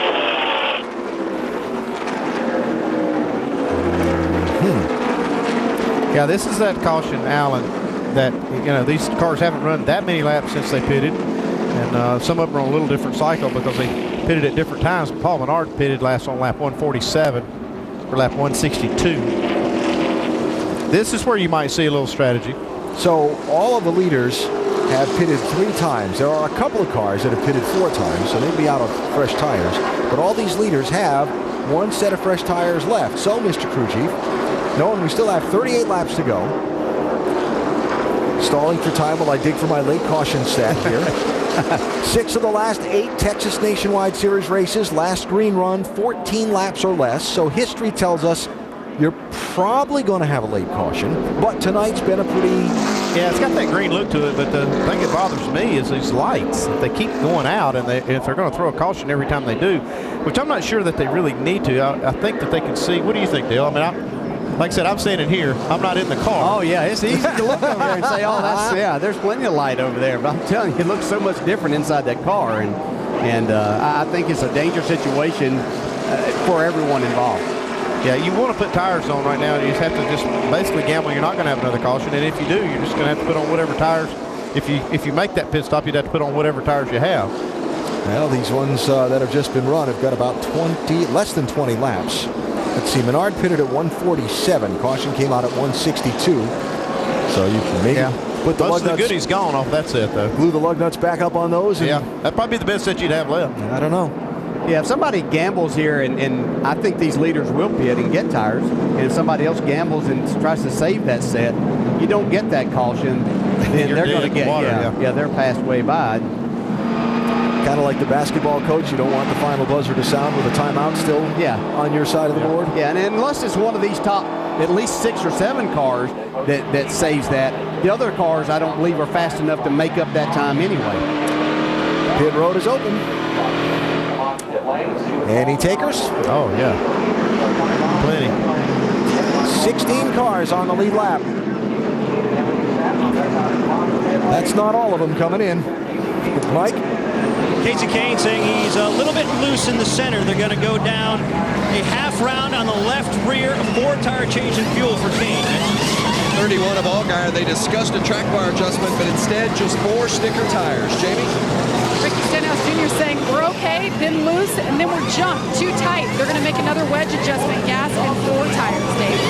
And leader Paul Menard, very good last run, a little bit freer, but Ernie Cope told him, well, I don't think they're going to adjust him, because Ernie told him, you were a little bit better with that car, a little freer. They'll win the race off of pit road. Can they win the race?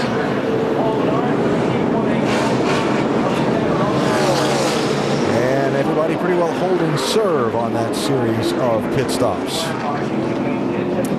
But not all the lead lap cars came in. There will be a number 3 atop the scoreboard when we go back racing. Austin Dillon didn't pit. It's been a pretty exciting start to the NASCAR Nationwide Series season 2012. And from here in Texas, after a week off, we continue on to the action track in Richmond on Friday night, April 27th. Got races at Talladega, Darlington, Iowa, Charlotte. We've got a lot of great action still to come. And I hope you'll join us at the racetrack. That's how you find out about tickets, NASCAR.com/tickets, or that phone number at the bottom of the screen. It has been a good start to the season, hasn't it? Oh, it's been fantastic. A lot of great racing and the drivers stepping up to the plate, making it happen. You can see some of these tracks we're going to, a lot of excitement there. Sprint Cup side too. It's been a fun start to the season. Seeing those inside lights begin to come back up to full power on the inside of turn number 3 on the back straightaway. See them warming up there, so we'll have the cars back out on the track here momentarily and get the final 30 or so laps of this race run. Paul Menard was the leader until the little strategy play on this round of pit stops, but he's still sitting pretty in 3rd place, Dave. And I don't think he even needs lights, Alan. He's running so fast, I think he can probably get the lead back. But Ernie, you told me this morning, fun working with these different drivers because they're all good. What do you think of your first run with Paul here?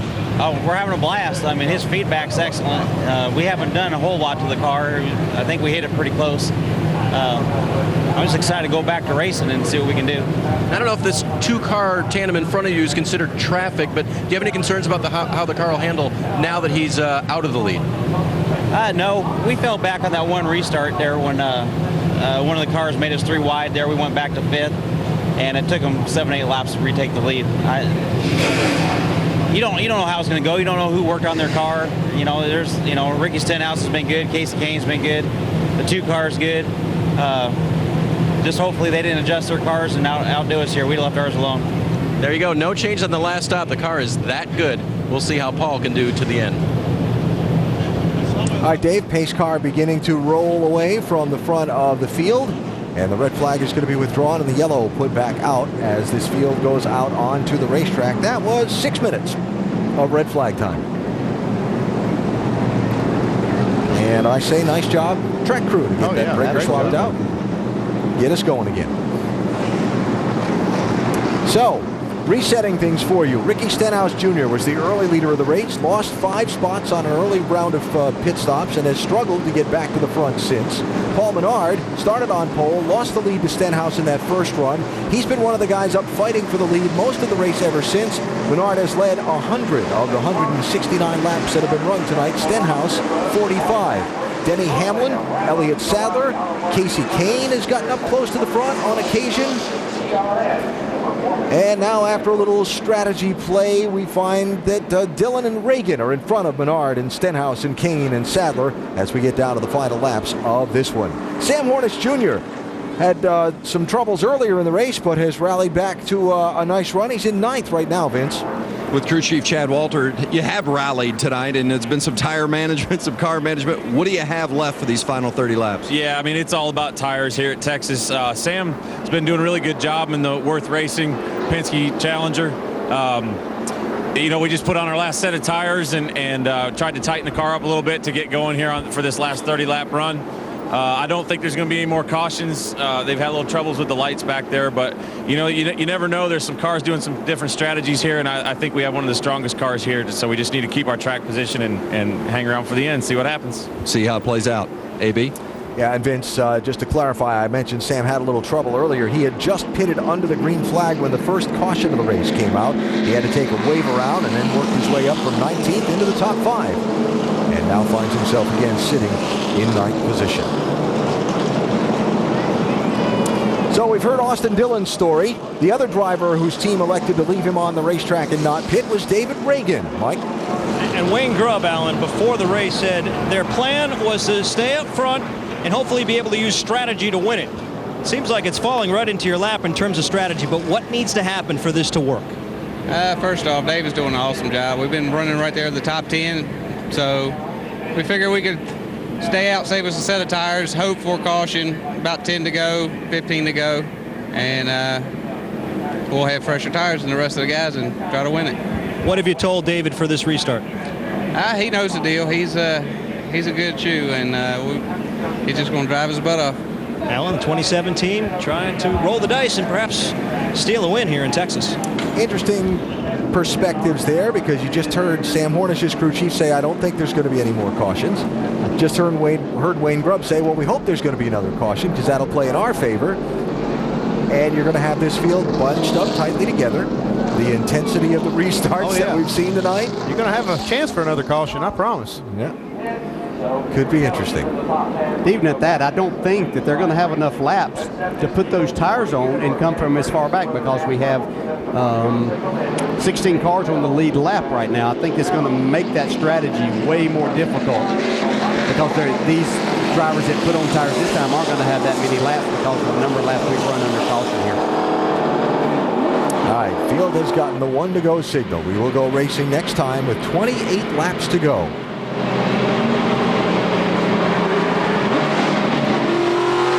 Austin Dillon on those older tires, getting ready to lead this field back to the restart.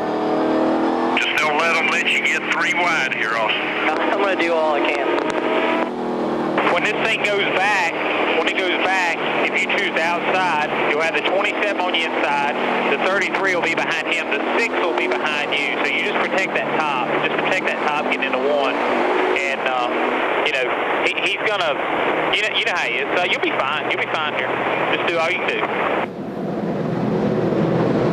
Dillon has chosen the inside lane for the restart. I don't know if he's confused, but I am. But I think he might not be 3 wide. He might be 4 wide, because I think they're planning on Ricky Stenhouse in the 6 is going to go to the outside, and Paul Menard is going to go to the inside as quick as he can. And if you're Menard, for example, you kind of consider that 3 to be a little bit of an obstacle in front of you, and you don't want to run him over, though, and cause a crash. No, and the best place for Paul to do that is coming off of turn 2. That's always been a favorite spot of getting up and making a run as you come off turn 2, and he's got the fresh tires to do that. 28 laps to go. Let's see how it turns out.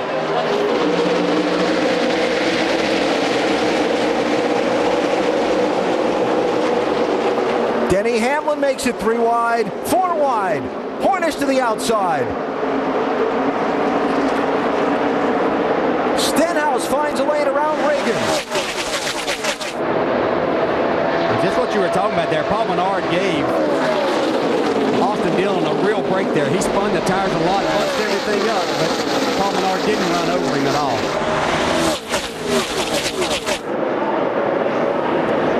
Yikes. Still 3 wide. Casey Kane battling his car through the trioval.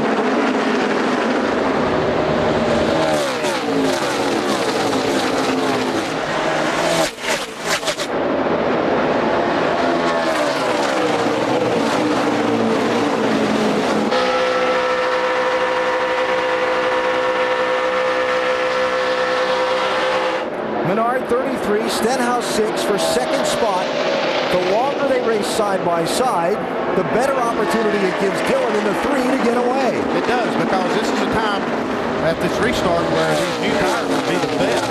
They can run, 7, 8, 10 laps. It's kind of even that advantage out there.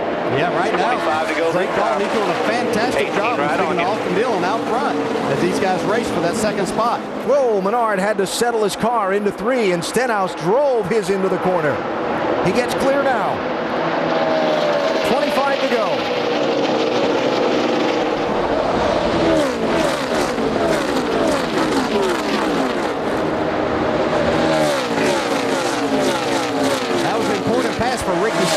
to get by Menard at that point in time, that might lead to be the winning pass, even though he hasn't passed the leader yet. That's what I was just going to say. I don't think Paul's going to give up on that inside line. We've seen Stenhouse need to move up and use the outside line, but when he does that, he's going to risk opening the inside lane up for Menard. The one thing that Stenhouse is going to have happen here, though, his car's been tight. If he gets it, he's good. Looks like he's going to drive up to the back bumper of Dillon. That's where he's seen his car get real tight. That might be an opportunity for Menard. Well, so it looks like he's got a run here, though. Dillon slipped off the 2. And the lead goes to Stenhouse.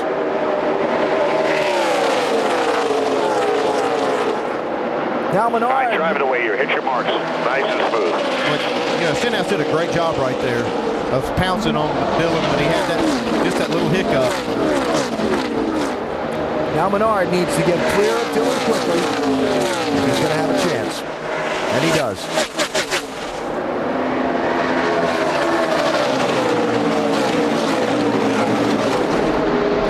Kane, third place, 38.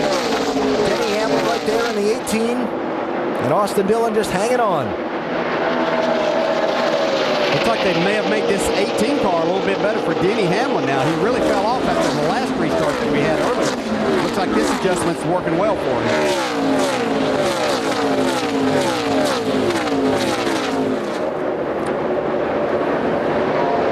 This is third, fourth, fifth. Allgaier there in sixth. I think the only thing Dillon can do now is just hope for a caution. It looks like that'd be the only thing that would help him. He can come in and get that set of tires. He's the only one that has a set of tires. Yeah, and it really needs to happen much sooner than later to give him a chance to get back up through traffic. But he has a fast enough car to make up a lot of spots if that would happen. And these leaders are still running really fast lap times. Last lap by for Stenhouse was a 30.60. Ricky Stenhouse Jr., the hope for Roush Fenway Racing to extend their streak of winning here at Texas Motor Speedway in the Nationwide Series. They won the last 3 straight coming into tonight. Stenhouse led a chunk of laps early in the race, came down pit road for a stop at lap 48. They had trouble on the right front, went back to 6th position, and has struggled to get back to the point where he could get the opportunity to get the lead. Now he's got the lead in the closing laps. One of the things he struggled with is a tight race car. You put that tight car back in traffic and it makes it worse. And Stenhouse, he was very aggressive right there to get that track position, get that clean air on the nose, and I think that's going to be the biggest thing that Paul's fighting now. I don't think he can beat the 6 car with that clean air on the nose. Barely breathing that throttle. Yeah, he was 1 against 42 to make this streak continue, but they must have the right man in the seat to get it done. It's the 6th of the last 8. Going back to last year when Sam Hornish, I believe, won at Phoenix. They've won 6 of these last 8. These guys aren't, they realize now, and they're in situations to where they have these cars with these affiliated teams, and they've got the talent and the crews to get the job done, and they're doing it.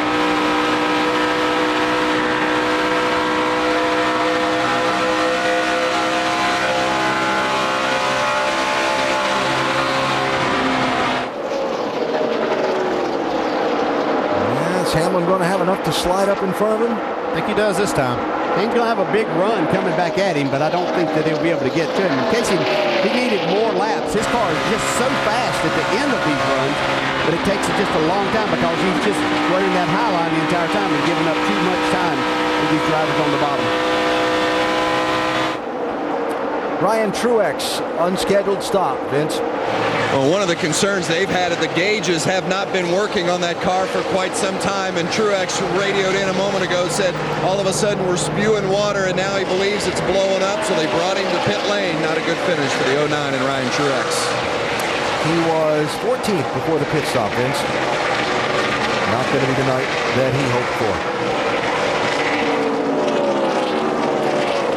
Turn him into the night that he hoped for. Ricky Stenhouse Jr. now led more laps in the 2 races on a 1.5-mile track this season than he had in his previous 22 starts on the 1.5-mile tracks. And why is that important? Well, because there are 12 races on 1.5-mile tracks this year. That's a third of the schedule. And you better be good on this size and configuration track if you want to be a champion. Yeah, and they were solid there on these mile-and-a-halfs last year in winning the championship, but they weren't outstanding. Now they're becoming outstanding. They're just making themselves a much more rounded team, and Ricky a much more rounded driver to show everyone that he's ready to win on whatever track that they might be going to. Kane and Hamlin still going at it. Give it back to Casey Kane.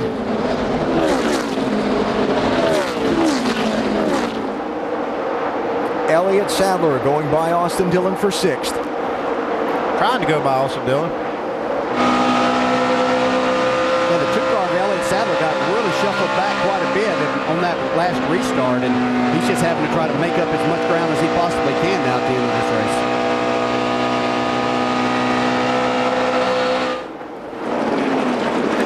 Yellow's out. That is Kurt Busch, and the caution is out. I get caught up. Bring it to us here. We blew up, Pete. It's the 3rd Toyota engine we've seen blow up tonight. Brian Scott and Ryan Truex also. Something for those folks to think about. Kurt running 15th at the time.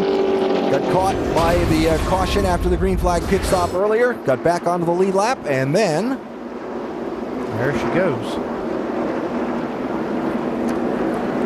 Well, well. See another restart. All right, so Austin Dillon didn't pit under the last caution, would be the one, along with David Reagan of the leaders, to have a set of tires left in his pit. He's got a decision to make, though. He's kind of stabilized right there in 6th spot. Don't know that he would lose many more spots. I don't know that he can't gain any more, though, with the tires he has. Big gamble either way.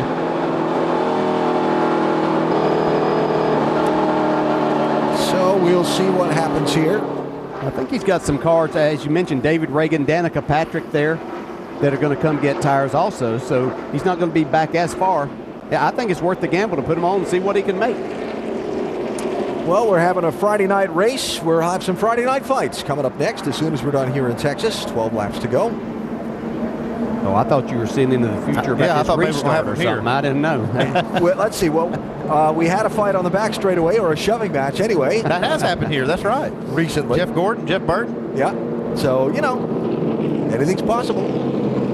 I'm with you, Dale. I think I like getting tires for Austin Dillon because it puts him more on offense than to try to be on defense on these restarts. And he might be able to get, I for sure think he could probably get back to 6th here if they have enough laps, and maybe a lot more.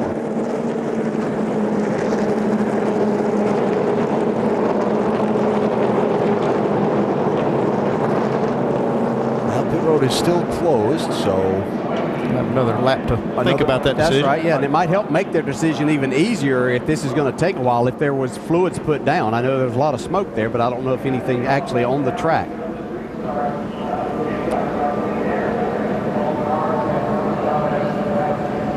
Of course, the 54 Kyle Busch Motorsports team running for that team championship, the owner points, so they want to finish the race if they can.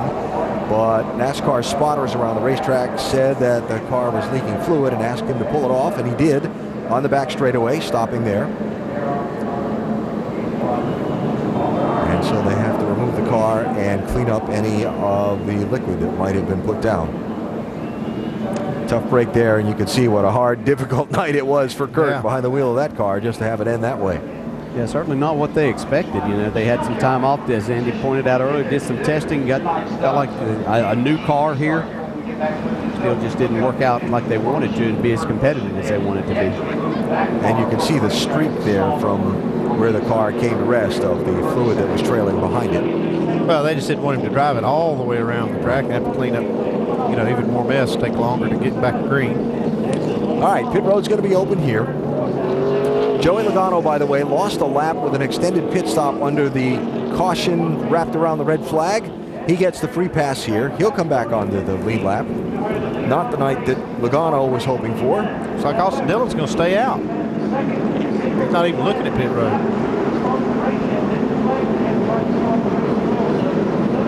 Dale Jr. is. David Reagan is. Mike? Yeah, and you heard his crew chief, Wayne Grubb, tell us that this is exactly what they wanted to see happen. They wanted a caution in the last 15 laps. They've gotten it. They're going to make a 4-tire change and then dig for all they can get. They did fall all the way back to 12th, though, so it may be tough. Meanwhile, the 5-car, Dale Earnhardt Jr., he was also in. They took 4 scuffs and are hoping that makes the car a little bit better. It was tight just before they came down pit road. So looking at the case for the 3, my best run at it would be there's only 10 laps to go, and with liquid on the racetrack and needing a few more laps to clean it up, they just weren't going to have enough time left. Maybe less than 10 laps, and like I said, they had kind of stabilized in 6th place. Stay out here, stay out. It was a gamble either way. Or that had tires left, so anybody that pitted right there had no tires to put on. Jamie? Well, Richard Childress got on the radio and told Austin Dillon and the team, it's up to you guys, you make the call. So they said, well, we'll come in and we'll take our last set of stickers. Well, last minute, Danny Stockman made the call and said, stay out. There's just not enough time. It's not going to do us any good at this point. Cowboy up.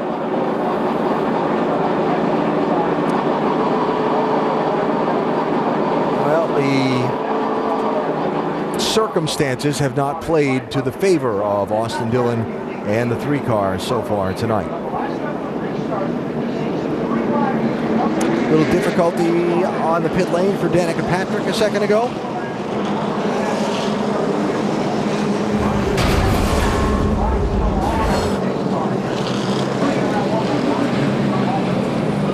Right here, baby, right here. Quote. Get the roll, back up, fine. Make sure the right front tire's in the box. Good job.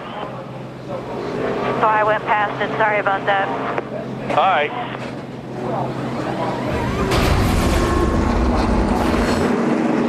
One of those things that you learn. Lead lap in 13th position for Danica. Got the free pass on the preceding caution.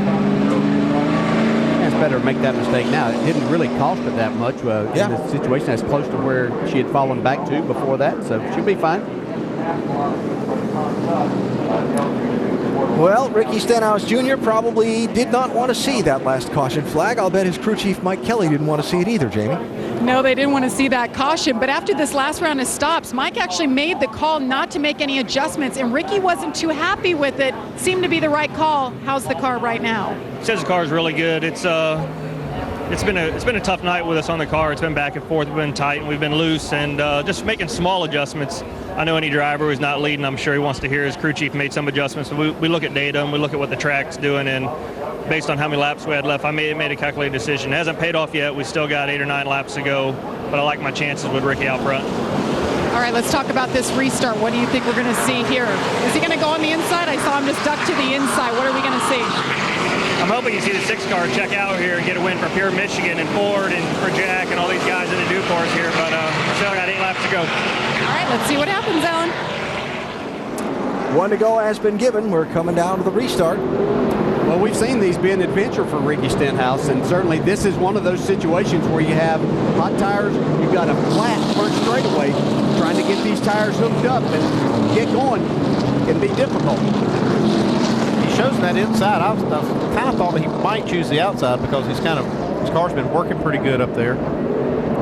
On the other hand, he does put Paul on the outside where he's been better on the inside. I think that's more the case probably. And I think for a few laps at least, the inside is the preferred line around here. There's the guy I'm going to be watching, Casey Kane in the 38. He is going to get aggressive. He's going to put that car 3 wide on the bottom, and it's going to be some kind of exciting through 1 and 2. You heard it here first.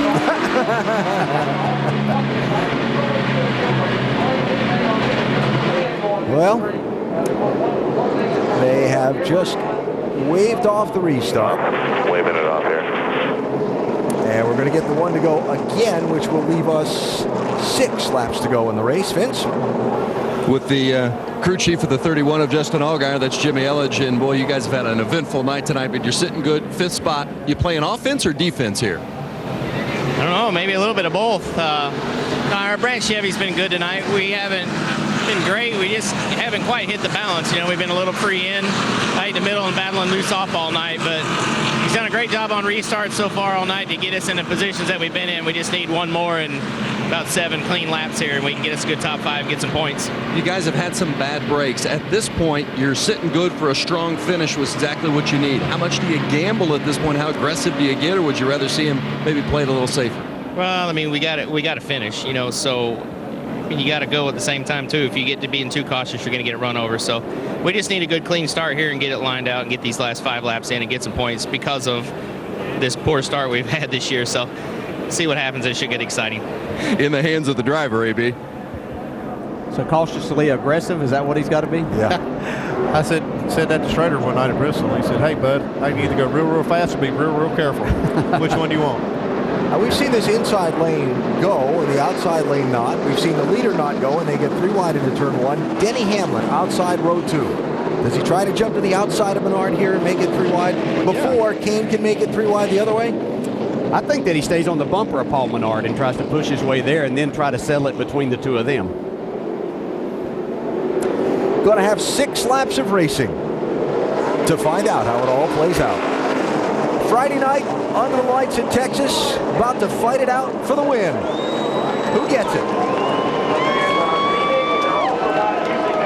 Everybody is standing in Texas for the final 6 race.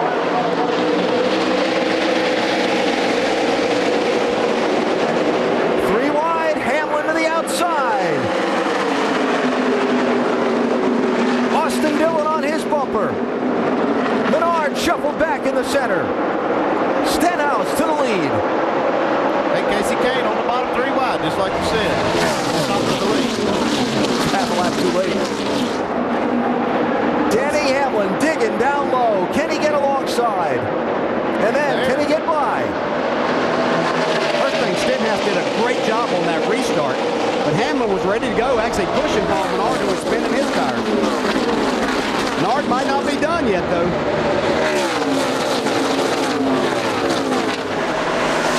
And clear, all clear. Hit your marks.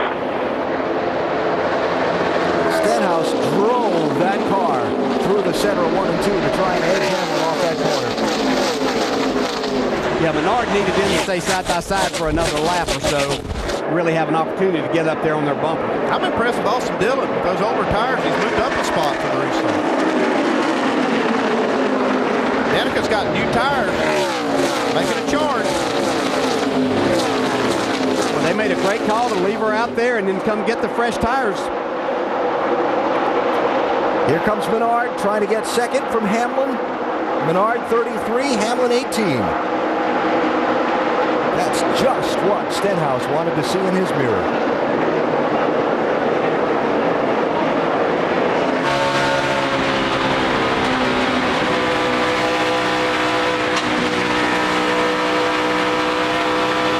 That car hitting the ground. Casey Kane. Whoa, that was close. Reagan 27 with fresh tires. Patrick 7 with fresh tires. Trying to dig up through the traffic. That's a great move right there. 3 wide in the middle. Take it. 3 wide in the middle.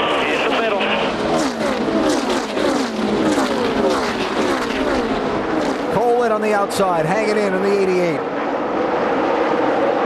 That's a nice job by Danica Patrick, though, being put in that difficult situation. See, she hung right there. I don't think she's done. Let's get all we can here. Got no pressure out the back. Don't overdrive it here. Get all we can. White flag here. No pressure out the back. Final lap for Stenhouse. The early leader fell back, worked his way back to the front, had a lead, caution wave, took his lead away. He managed to get away on the final restart. The defending series champ is going to extend Roush Fenway Racing's win streak in the Nationwide Series at this track to 4. Second win of the season, Ricky Stenhouse Jr. takes it.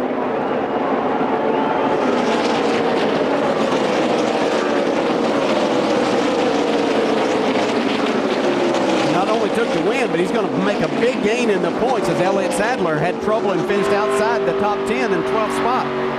Nice charge by David Reagan coming up to 6th place with his new tire. Cowboy hats, we're getting cowboy hats! Woo! Happy birthday there, Mike. Thank you, Pure Michigan, Jack, everybody on this team. Well, 2 races on a 1.5-mile track in this 2012 season. 2 wins for Ricky Stenhouse Jr. Broader scope. 6 races this season. 2 wins for Sadler. 2 wins for Stenhouse. 1 win for a Sprint Cup regular. And they're getting those cowboy hats out in victory lane. I think Mike Kelly will look good in one, don't you think, Dave? I think they've got a cowboy hat that will fit him. Your boy's been criticized before for his restarts. What do you think about that last one? And I think he's done a tremendous job all year. We've had, I think, 1 bad restart, and it might have been earlier tonight, but what a way to bounce back. I'm so happy for this Pure Michigan, happy for Ford, happy for Jack Roush. It's been a long time since we've been to the track without the 60 car, and we feel like we're taking care of the flagship now, and we got to come here, and we got to produce, we got to win, and just can't thank Jack and Robbie and the guys back in the shop, and all the family lets us do what we get to do. It's an awesome deal. Got the job done. That Roush Fenway streak here, Allen, it's still alive. 4 straight. Race well on these 1.5-mile racetracks. You've got a lot of ground covered because that's the majority of it. Young man with a lot of talent. Took the words right out of my mouth there, Alan. He does have a lot of talent. And man, has he learned over the last 18 months how to really put that to use. And a big win it is. Just the atmosphere of this racetrack. We started the night with the whole everything's bigger in Texas. Well, the pre-race ceremony, the victory lane ceremony, the atmosphere of the whole weekend, the atmosphere of the city and the way it wraps its arms around the races. It's a big win for a driver to take one of these victories. Yeah, it really is. And because it says Texas, that's one thing. The other is, as a driver, you know how difficult this racetrack is to negotiate, and when you win here, it's a great feeling of accomplishment. Well, while Stenhouse makes his way to victory lane, let's hear from some of the other top finishers. 2nd place for Paul Menard tonight, Vince. And a frustrated look on Paul's face when he climbed out of the car. 100 laps led tonight, but what was the difference there at the end on that final restart? Man, we, I can say that I let one get away there. Car was so fast all night, and instead of the last restart, and I kept up with Ricky good, and we both kind of spun our tires a little bit, but when Denny got to the outside of me, it just killed all my momentum. Happened earlier in the race, get caught in the middle, and you just can't go anywhere. And man, it's frustrating. Ernie built a hell of a car though, and it was a lot of fun. Reed Menard Chevy was probably the fastest car here, and it should be in victory lane. But we'll go get them. Thanks, Paul. 2nd place, Paul Menard. AB. Vince, thanks. Yeah, it's tough. I mean, Paul really expected to win here, and he did have the best car. It's hard, it's hard to be disappointed with 2nd, but when you're shooting a little higher than that, I can see why he's disappointed. I'm just really impressed with Ricky Stenhouse. I mean, he got the job done on the restart, got it done whenever he needed to. He started this race out, pulling off and leaving everybody early on. Had to work on the car a little bit, but really got up on the wheel when it counted. And by the way, we've talked about sponsorships and Roush Fenway Racing keeping Trevor Bayne out of tonight's race. And this car still has some room on it for this season. This driver's team is not fully funded. And 2 wins and 6 tries this year, and the defending series champ. He's given his team every bit of ammunition they might want to go out there and market this operation. Yeah, he's doing his part. Him and Mike Kelly both. Time for the big victory lane celebration in Texas, Jamie. And a real cowboy is getting his cowboy hat in victory lane and brought his team with him. A lot of time and effort went into getting the balance right on this car, Ricky. I know you and your crew chief, Mike Kelly, spent a lot of time to get this car this good. What did it take? Yeah, Mike Kelly is a great crew chief. I complain a lot, but he gets the job done. Ford, Roush Yates, Pure Michigan, first time they're on the car this weekend. Cargill, Valvoline, Oakley, just everybody that helps out with this. It's just a great effort. Now I guess we'll have to go get some Cargill beef steaks here in a minute to celebrate. Well, I know after the last round of pit stops, you weren't happy to hear that they didn't make any adjustments. Did the car come to you, or did you just have to fight through how tight it was? Yeah, I had a little nos in my water bottle there and stepped up and got it going there a little bit better. But I wasn't sure about the no change there, but Mike Kelly knows what he's doing, and just glad to be a part of this race team. Congratulations. Ricky Stenhouse Jr. gets his second win of the year. Alan? All right, Jamie, thanks. In a minute, they'll be handing out the cowboy hats and have the six-shooter celebration. There's the cat with his own hat, Jack Roush. Celebrating a fourth consecutive win for his team here at Texas Motor Speedway in the NASCAR Nationwide Series. Look at the top 10 finishers for the night. Denny Hamlin went from fighting for the lead with Ricky Stenhouse Jr. after that last restart to finishing fourth. Austin Dillon, top 5 there with those older tires. Good job. David Reagan 6th, Danica Patrick 8th after the run on the fresh tires from the last pit stops, and Steve Arpin with a top 10 for Turner Motorsports, the Texas-based team. Michael? Little pit strategy by Tony Eury Jr. and Danica Patrick had a great race car for those last 8 laps. What do you think of that strategy, and what were those last laps like? Well, I think that it really came from the last 2 stops, because Tony made some good changes on the second to last stop. Unfortunately, with getting in and out of pit lane, and I'm sure something that I did was dropped us back onto the to be a lap down. But I mean, I was running good pace, and then when I got back out there at the tail end of the field, I had passed all the cars to get back to the leaders again. So I think it was the last 2 changes that were good. It was really good on the last restart though, and it was nice to know you have new tires. And so Tony Jr. made a great call to save them like that, and it was a lot of fun. It's always quite chaotic, especially when you have such great tires and with everyone around you, and it's too wide. You're frustrated, and you want to get by them. You're like, hold me up, I've got these new tires. So I got just a tiny push at the end, but all in all, it's nice to have a good finish for the team, for GoDaddy, for everybody that works really hard. We've kind of had a tough going to the start of this year, so that was fun. You can hear the excitement in Danica's voice. An 8th place finish, her best this year, Vince. 3rd place for Casey Kane tonight, and on the long run, I don't know if there's anybody better than the car you had out there tonight. You just couldn't get a long one at the end. Yeah, we had Turner Motorsports, and all the guys have done an awesome job to get this great Clip Chevrolet as fast as it is. And the track was awesome tonight. The tire was great. You could run anywhere from the bottom to the top. And the longer the runs went, we would get faster, and I could see the leaders coming back. But we didn't take off quite as fast as, I'd say, Paul in the 6th. Ricky wins it, and he ran 2nd. But it was those 2 were restarting pretty slow, and I was eating them up, and then we all got kind of crazy there with 3-4 to go. But it ended up being a good night for us. Yeah, had fun. Good show. Casey Kane, 3rd place tonight. So for the NASCAR Nationwide Series, after they wrap up the celebration tonight in Texas, it's an off week next week. Then in a couple of weeks from tonight, Friday night under the lights at Richmond, Virginia, 7 Eastern, April 27th on ESPN2. Up next, Friday Night Fights presented by Corona Extra from the Hard Rock Hotel and Casino in Las Vegas. This has been a presentation of ESPN, the worldwide leader in sports.